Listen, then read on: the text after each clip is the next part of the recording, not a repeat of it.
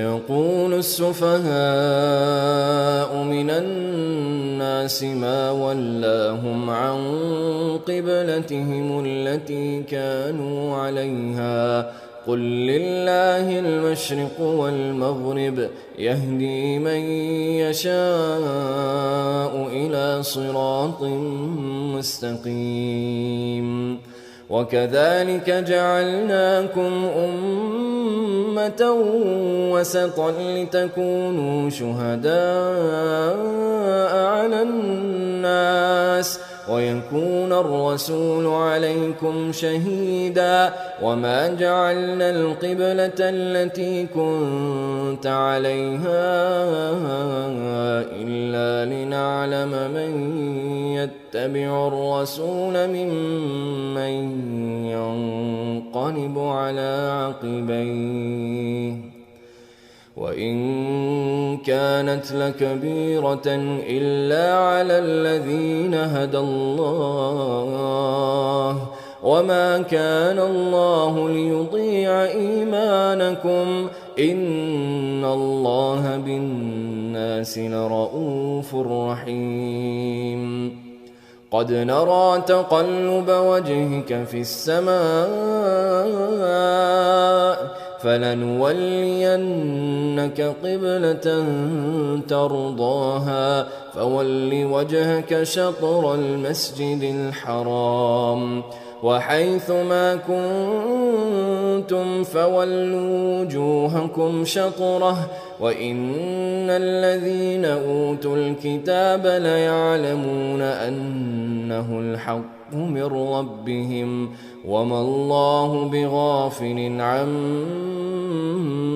يعملون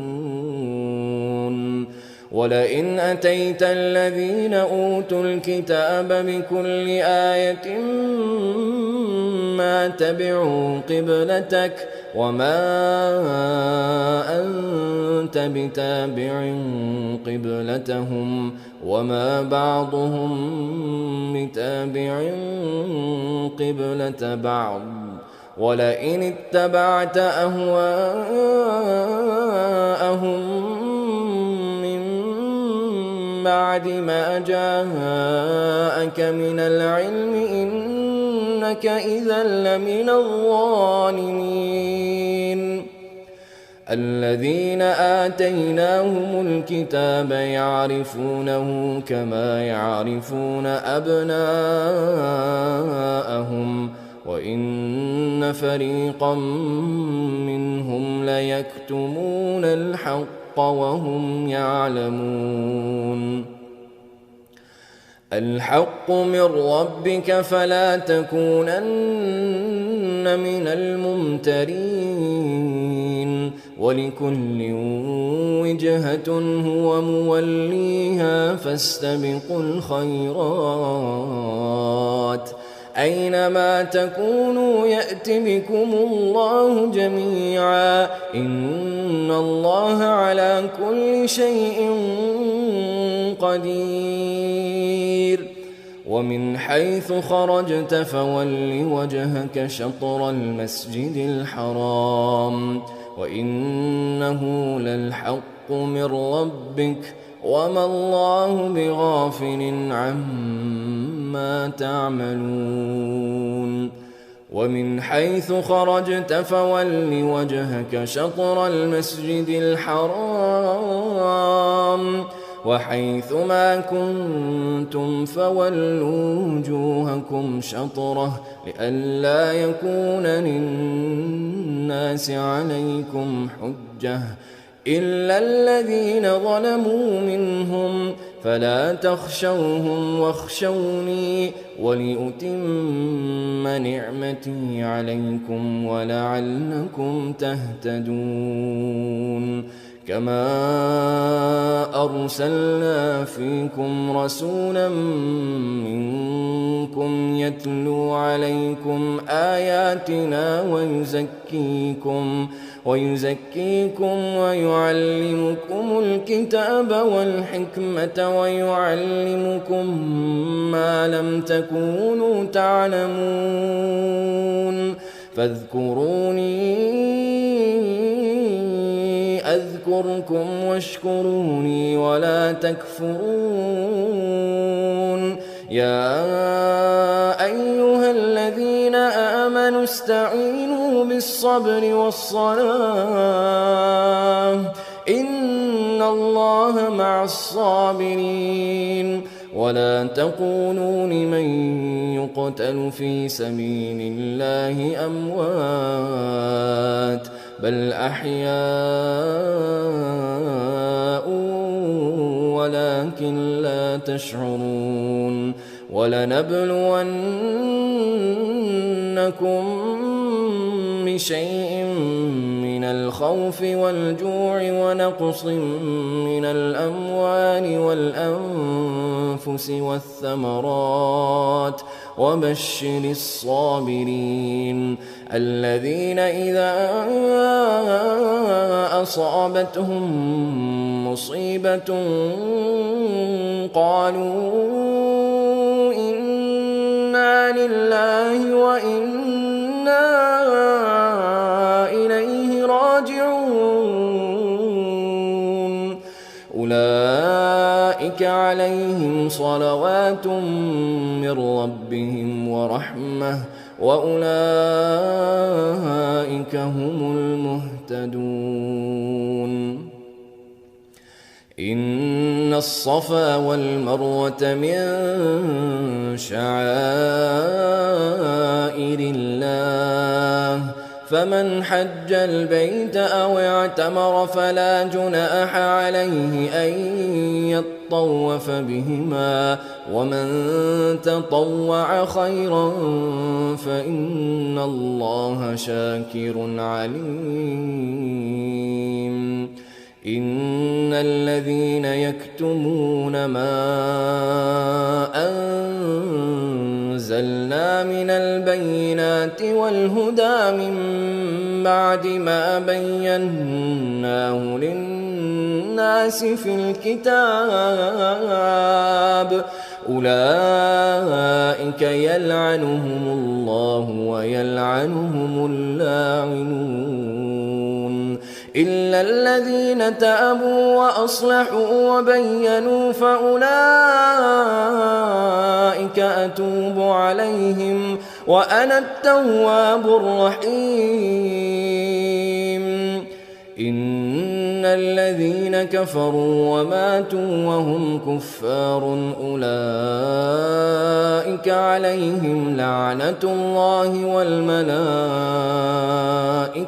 والناس أجمعين خالدين فيها لا يخفف عنهم العذاب ولا هم ينظرون. وإلهكم إله واحد لا إله إلا هو الرحمن الرحيم. إن في خلق السماوات والأرض واختلاف الليل والنهار والفلك التي تجري في البحر بما ينفع الناس وما أنزل الله من السماء من ماء فأحيا به الأرض بعد موتها وبث فيها من كل دابة وتصريف الرياح والسحاب المسخر بين السماء والأرض لآيات لقوم يعقلون. ومن الناس من يتخذ من دون الله أندادا ومن الناس من يتخذ من دون الله أندادا يحبونهم كحب الله والذين آمنوا أشد حبا لله ولو يرى الذين ظلموا إذ يرون العذاب أن القوة لله جميعا وأن الله شديد العذاب إذ تبرأ الذين اتبعوا من الذين اتبعوا ورأوا العذاب وتقطعت بهم الأسباب وقال الذين اتبعوا لو أن لنا كرة فنتبرأ منهم كما تبرؤوا منا كذلك يريهم الله أعمالهم حسرات عليهم وما هم بخارجين من النار يا أيها الناس كلوا مما في الأرض حلالا طيبا ولا تتبعوا خطوات الشيطان إنه لكم عدو مبين إنما يأمركم بالسوء والفحشاء وأن تقولوا على الله ما لا تعلمون وإذا قيل لهم اتبعوا ما أنزل الله قالوا بل نتبع ما ألفينا عليه آباءنا أولو كان آباؤهم لا يعقلون شيئا ولا يهتدون ومثل الذين كفروا كمثل الذي ينعق بما لا يسمع إلا دعاء ونداء صم بكم عمي فهم لا يعقلون يا أيها الذين آمنوا كلوا من طيبات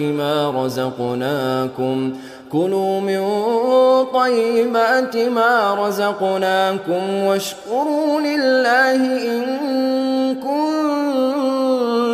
إياه تعبدون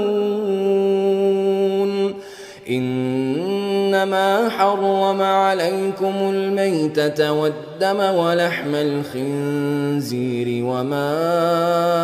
أهل به لغير الله فمن اضطر غير باغ ولا عاد فلا إثم عليه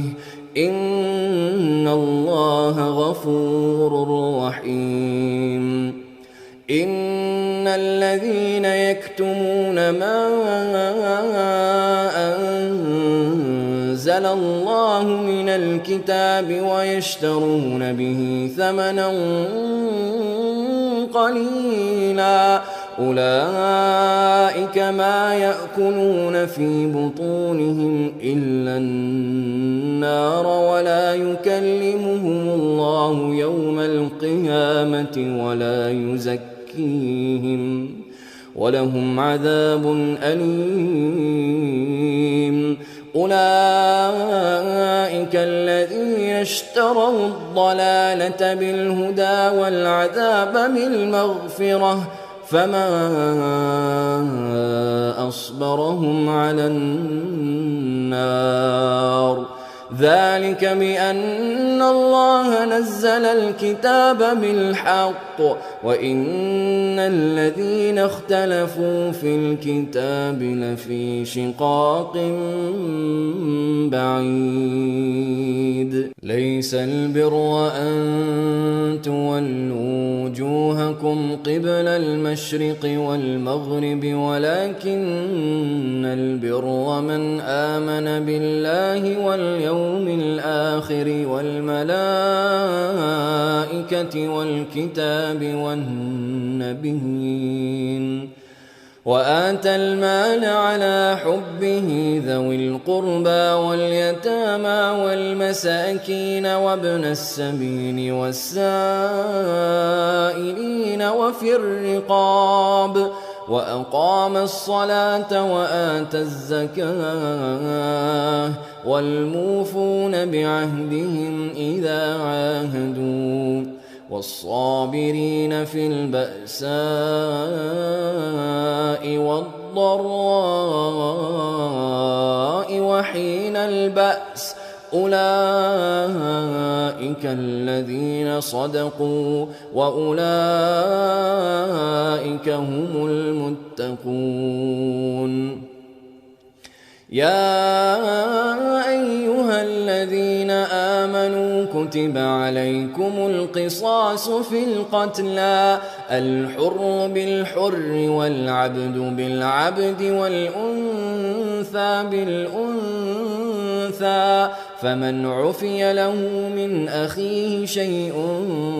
فاتباع بالمعروف وأداء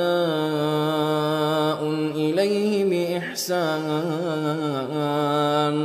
ذلك تخفيف من ربكم ورحمة فمن اعتدى بعد ذلك فله عذاب أليم. ولكم في القصاص حياة يا أولي الألباب لعلكم تتقون. كتب عليكم إذا حضر أحدكم الموت إن ترك خيرا الوصية للوالدين والأقربين بالمعروف حقا على المتقين فمن بدله بعدما سمعه فإنما إثمه على الذين يبدلونه إن الله سميع عليم. فمن خاف من موص جنفا أو إثما فأصلح بينهم فلا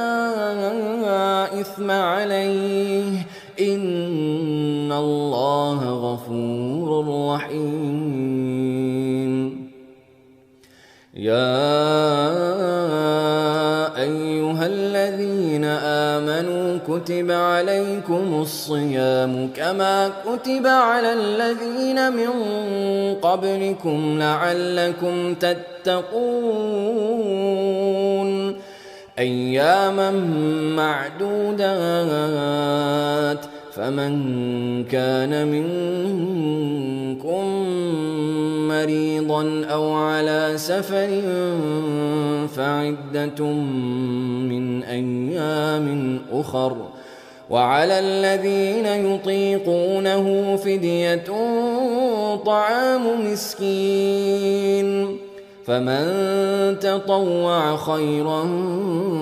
فهو خير له وأن تصوموا خير لكم إن كنتم تعلمون. شهر رمضان الذي أنزل فيه القرآن هدى للناس وبينات من الهدى والفرقان فمن شهد منكم الشهر فليصم ومن كان مريضا أو على سفر فعدة من أيام أخر يريد الله بكم اليسر ولا يريد بكم العسر ولتكملوا العدة ولتكبروا الله على ما هداكم ولعلكم تشكرون. وإذا سألك عبادي عني فإني قريب أجيب دعوة الداع إذا دعان فليستجيبوا لي وليؤمنوا بي لعلهم يرشدون. أحل لكم ليلة الصيام الرفث إلى نسائكم هن لباس لكم وأنتم لباس لهن علم الله أنكم كنتم تختانون أنفسكم فتاب عليكم وعفى عنكم فالآن باشروهن وابتغوا ما كتب الله لكم وكلوا واشربوا حتى يتبين لكم الخيط الأبيض من الخيط الأسود من الفجر ثم أتموا الصيام إلى الليل ولا تباشروهن وأنتم عاكفون في المساجد تلك حدود الله فلا تقربوها كذلك يبين الله آياته للناس لعلهم يتقون ولا تأكلوا أموالكم بينكم بالباطل وتدلوا بها إلى الحكام لتأكلوا فريقا من أموال الناس بالإثم وأنتم تعلمون يسألونك عن الأهلة قل هي مواقيت للناس والحج وليس البر بأن تأتوا البيوت من ظهورها ولكن البر من اتقى وأتوا البيوت من أبوابها واتقوا الله لعلكم تفلحون وقاتلوا في سبيل الله الذين يقاتلونكم ولا تعتدوا إن الله لا يحب المعتدين وَاقْتُلُوهُمْ حَيْثُ ثَقِفْتُمُوهُمْ وَأَخْرِجُوهُمْ مِنْ حَيْثُ أَخْرَجُوكُمْ وَالْفِتْنَةُ أَشَدُّ مِنَ الْقَتْلِ وَلَا تُقَاتِلُوهُمْ عِندَ الْمَسْجِدِ الْحَرَامِ حَتَّى يُقَاتِلُوكُمْ فِيهِ فَإِنْ قاتلوكم فاقتلوهم كذلك جزاء الكافرين فإن انتهوا فإن الله غفور رحيم وقاتلوهم حتى لا تكون فتنة ويكون الدين لله فإن انتهوا فلا عدوان إلا على الظالمين الشهر الحرام بالشهر الحرام والحرمات قصاص فمن اعتدى عليكم فاعتدوا عليه بمثل ما اعتدى عليكم واتقوا الله واعلموا أن الله مع المتقين وأنفقوا في سبيل الله ولا تلقوا بأيديكم إلى التهلكة وأحسنوا إن الله يحب المحسنين وأتموا الحج والعمرة لله فإن أحصرتم فما استيسر من الهدي ولا تحلقوا رؤوسكم حتى يبلغ الهدي محله فمن كان منكم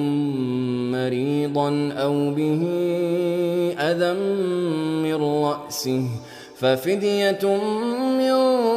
صيام أو صدقة أو نسك فإذا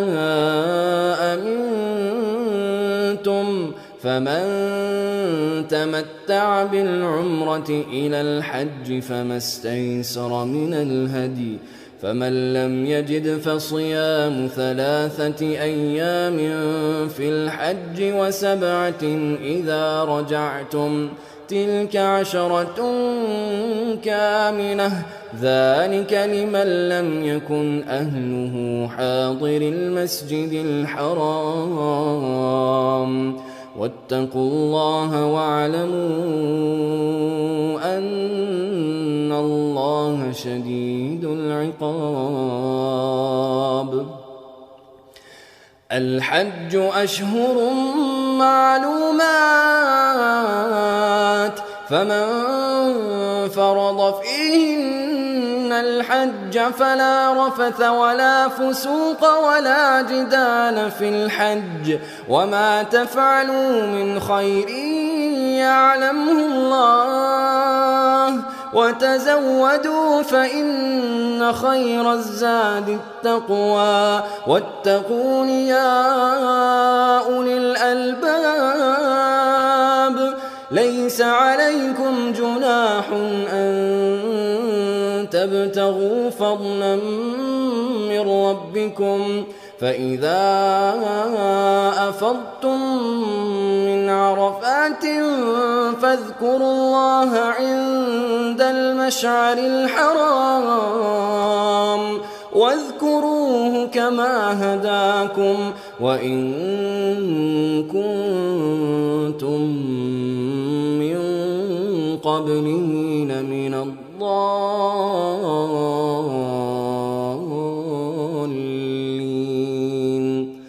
ثم أفيضوا من حيث أفاض الناس واستغفروا الله إن الله غفور رحيم. فإذا قضيتم مناسككم فاذكروا الله كذكركم آباءكم أو أشد ذكرا فمن الناس من يقول ربنا آتنا في الدنيا وما له في الآخرة من خلاق ومنهم من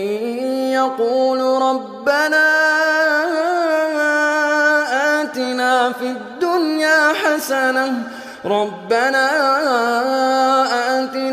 الدنيا حسنة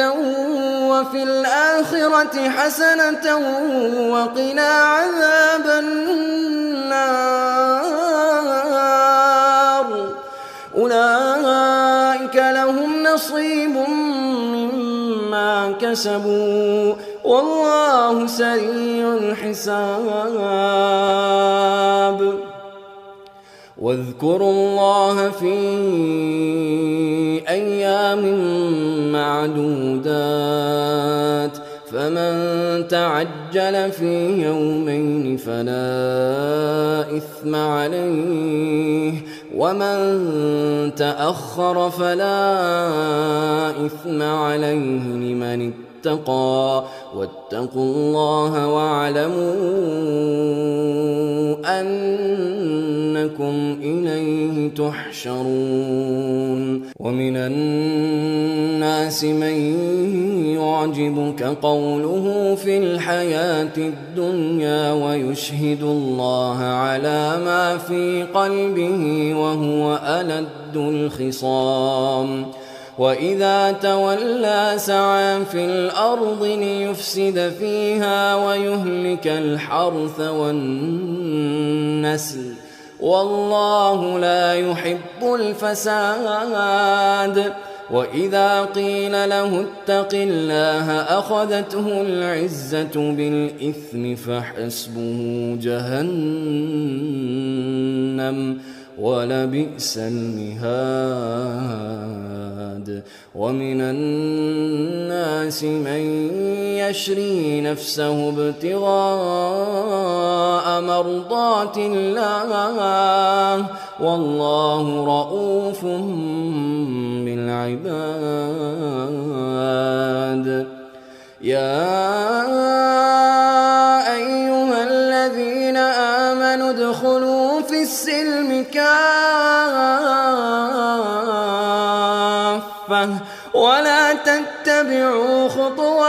الشيطان إنه لكم عدو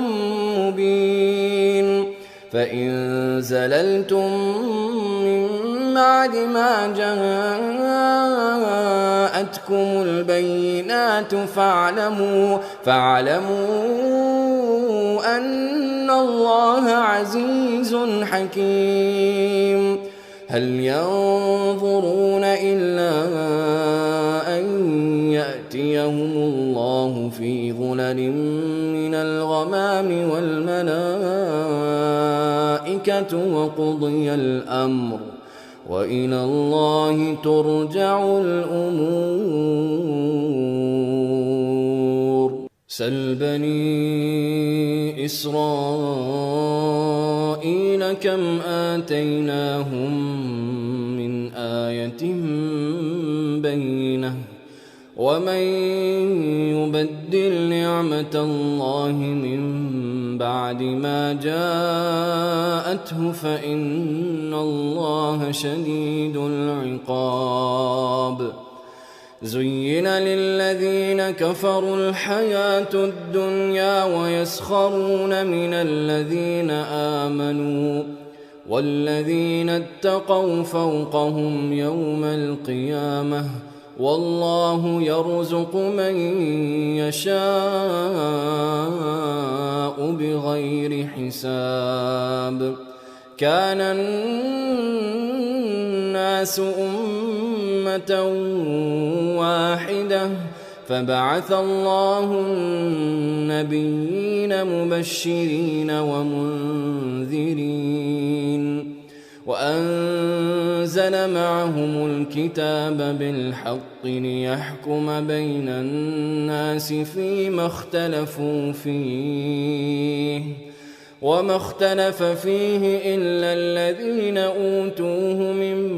بعد ما جاءتهم البينات بغيا بينهم فهدى الله الذين آمنوا لما اختلفوا فيه من الحق بإذنه والله يهدي من يشاء إلى صراط مستقيم أم حسبتم أن تدخلوا الجنة ولما يأتكم مثل الذين خلوا من قبلكم مستهم البأساء والضراء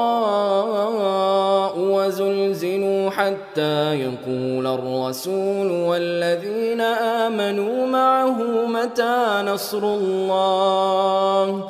ألا إن نصر الله قريب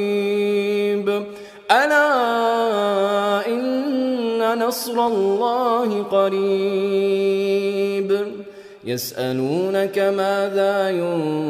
ينفقون قل ما أنفقتم من خير فللوالدين والأقربين واليتامى والمساكين وابن السبيل وما تفعلوا من خير فإن الله به عليم كتب عليكم القتال وهو كره لكم وعسى أن تكرهوا شيئا وهو خير لكم وعسى أن تحبوا شيئا وهو شر لكم والله يعلم وأنتم لا تعلمون يسألونك عن الشهر الحرام قتال فيه قل قتال فيه كبير وصد عن سبيل الله وكفر به والمسجد الحرام وإخراج أهله منه أكبر عند الله والفتنة أكبر من القتل ولا يزالون يقاتلونكم حتى يردوكم عن دينكم إن استطاعوا ومن يرتدد منكم عن دينه فيمت وهو كافر فأولئك حبطت أعمالهم في الدنيا والآخرة وأولئك أصحاب النار هم فيها خالدون. إن الذين آمنوا والذين هاجروا وجاهدوا في سبيل الله أولئك يرجون رحمة الله والله غفور رحيم. يسألونك عن الخمر والميسر قل فيهما إثم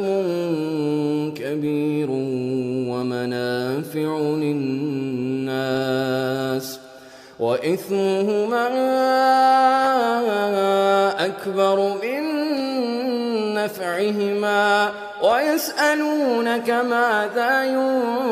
ينفقون قل العفو كذلك يبين الله لكم الآيات لعلكم تتفكرون.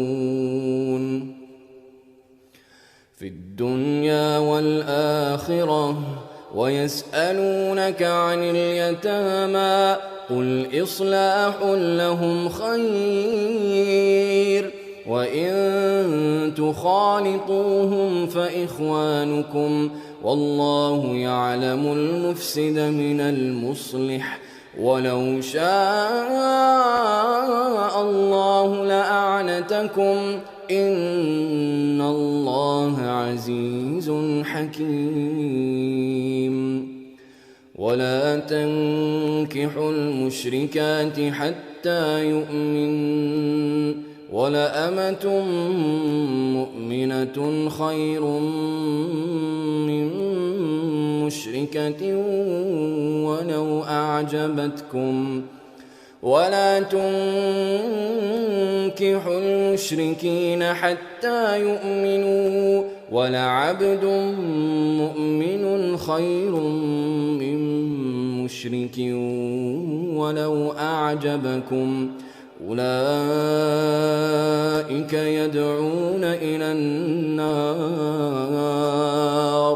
والله يدعو إلى الجنة والمغفرة بإذنه ويبين آياته للناس لعلهم يتذكرون.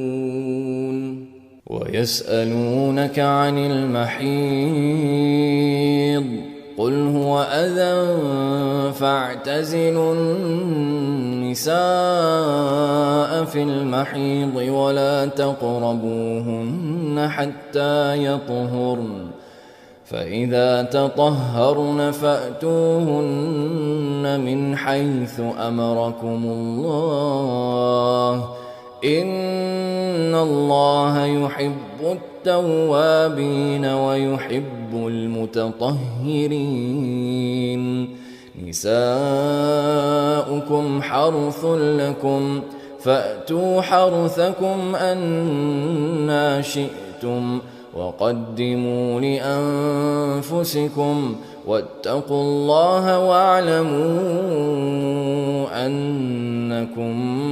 ملاقوه وبشر المؤمنين. ولا تجعلوا الله عرضة لأيمانكم أن تبروا وتتقوا وتصلحوا بين الناس والله سميع عليم.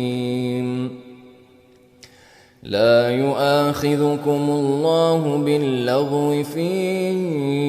أيمانكم ولكن يؤاخذكم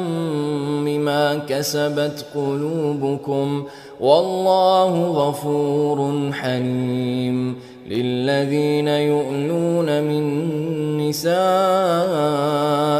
تربص 4 أشهر فإن فاءوا فإن الله غفور رحيم. وإن عزموا الطلاق فإن الله سميع عليم. والمطلقات يتربصن بأنفسهن 3 قروء ولا يحل لهن أن يكتمن ما خلق الله في أرحامهن إن كن يؤمن بالله واليوم الآخر وبعولتهن أحق بردهن في ذلك إن أرادوا إصلاحا ولهن مثل الذي عليهن بالمعروف وللرجال عليهن درجة والله عزيز حكيم. الطلاق 2 فإمساك بمعروف أو تسريح بإحسان ولا يحل لكم أن تأخذوا مما آتيتموهن شيئا إلا أن يخافا ألا يقيما حدود الله فإن خفتم ألا يقيما حدود الله فلا جناح عليهما فيما افتدت به تلك حدود الله فلا تعتدوها ومن يتعد حدود الله فأولئك هم الظالمون. فإن طلقها فلا تحل له من بعد حتى تنكح زوجا غيره فإن طلقها فلا جناح عليهما أن يتراجعا إن ظنا أن يقيما حدود الله وتلك حدود الله يبينها لقوم يعلمون. وإذا طلقتم النساء فبلغن أجلهن فأمسكوهن بمعروف أو سرحوهن بمعروف ولا تمسكوهن ضرارا لتعتدوا ومن يفعل ذلك فقد ظلم نفسه ولا تتخذوا آيات الله هزوا واذكروا نعمة الله عليكم وما أنزل عليكم من الكتاب والحكمة يعظكم به واتقوا الله واعلموا أن الله بكل شيء عليم. وإذا طلقتم النساء فبلغن أجلهن فلا تعضلوهن أن ينكحن أزواجهن إذا تراضوا بينهم بالمعروف ذلك يوعظ به من كان منكم يؤمن بالله واليوم الآخر ذلكم أزكى لكم وأطهر والله يعلم وأنتم لا تعلمون. والوالدات يرضعن أولادهن حولين كاملين لمن أراد أن يتم الرضاعة وعلى المولود له رزقهن وكسوتهن بالمعروف لا تكلف نفس إلا وسعها لا تضار والدة بولدها ولا مولود له بولده وعلى الوارث مثل ذلك فإن أرادا فصالا عن تراض منهما وتشاور فلا جناح عليهما وإن أردتم أن تسترضعوا أولادكم فلا جناح عليكم إذا سلمتم ما آتيتم بالمعروف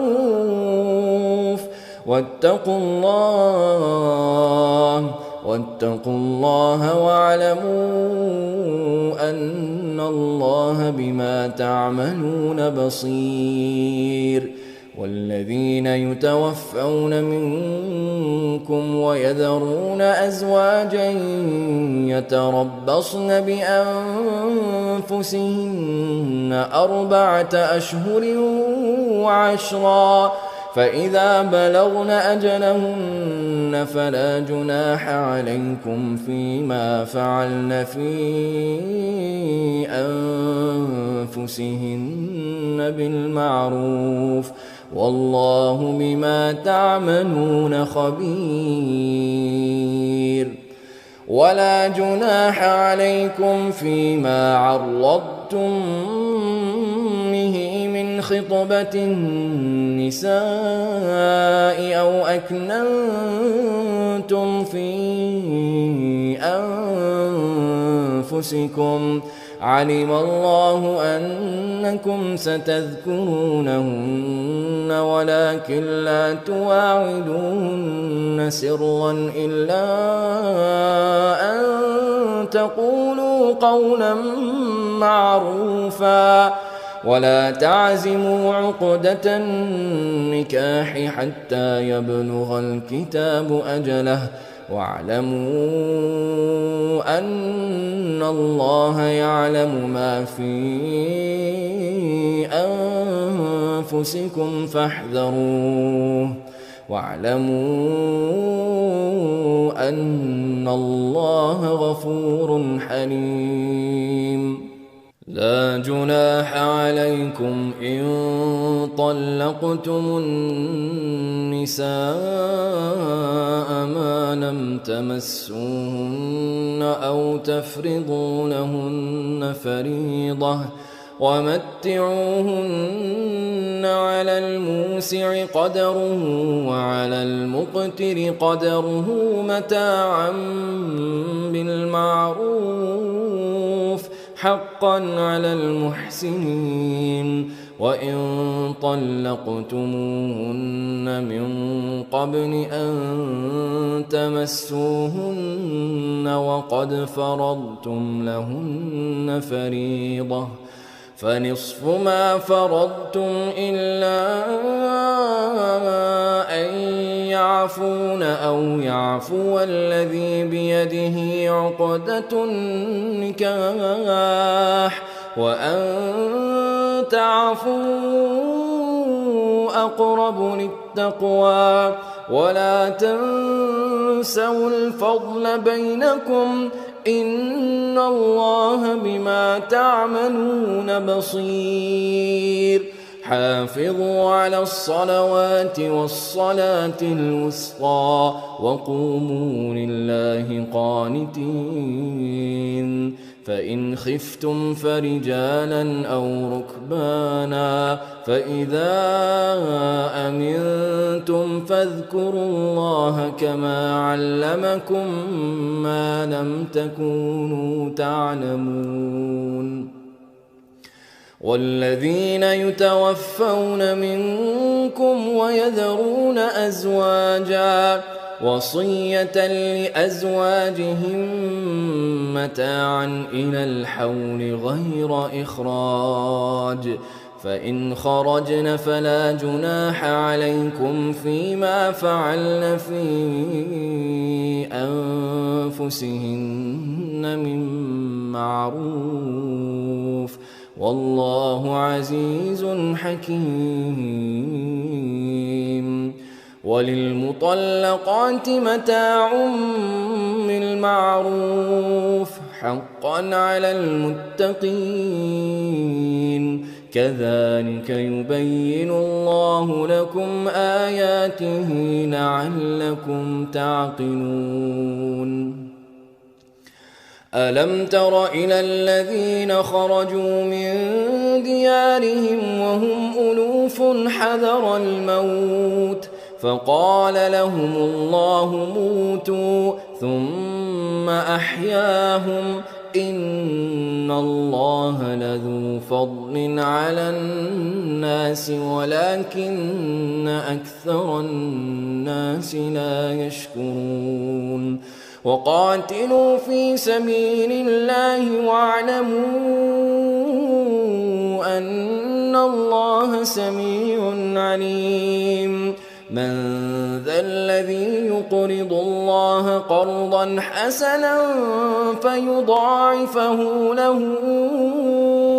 أضعافا كثيرة والله يقبض ويبسط وإليه ترجعون. ألم تر إلى الملأ من بني إسرائيل من بعد موسى إذ قالوا لنبي له مبعث لنا ملكا نقاتل في سبيل الله قال هل عسيتم إن كتب عليكم القتال ألا تقاتلوا قالوا وما لنا ألا نقاتل في سبيل الله وقد أخرجنا من ديارنا وأبنائنا فلما كتب عليهم القتال تولوا إلا قليلا منهم والله عليم بالظالمين. وقال لهم نبيهم إن الله قد بعث لكم طالوت ملكا قالوا أنى يكون له الملك علينا ونحن أحق بالملك منه ولم يؤت سعة من المال قال إن الله اصطفاه عليكم وزاده بسطة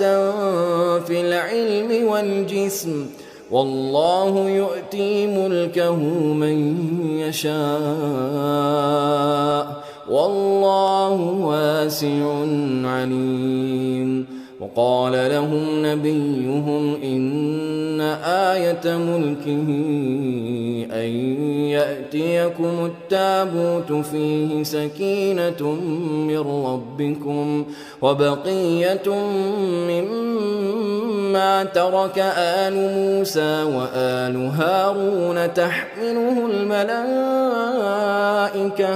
إن في ذلك لآية لكم إن كنتم مؤمنين. فلما فصل طالوت بالجنود قال إن الله مبتليكم بنهر فمن شرب منه فليس مني ومن لم يطعمه فإنه مني إلا من اغترف غرفة بيده فشربوا منه إلا قليلا منهم فلما جاوزه هو والذين آمنوا معه قالوا لا طاقة لنا اليوم بجالوت وجنوده قال الذين يظنون أنهم ملاقو الله كم من فئة قليلة غلبت فئة كثيرة بإذن الله والله مع الصابرين. ولما برزوا لجالوت وجنوده قالوا ربنا أفرغ علينا صبرا وثبت أقدامنا وانصرنا على القوم الكافرين. فهزموهم بإذن الله وقتل داود جالوت وآتاه الله الملك والحكمة وعلمه مما يشاء ولولا دفع الله الناس بعضهم ببعض لفسدت الأرض ولكن الله ذو فضل على العالمين. تلك آيات الله نتلوها عليك بالحق وإنك لمن المرسلين.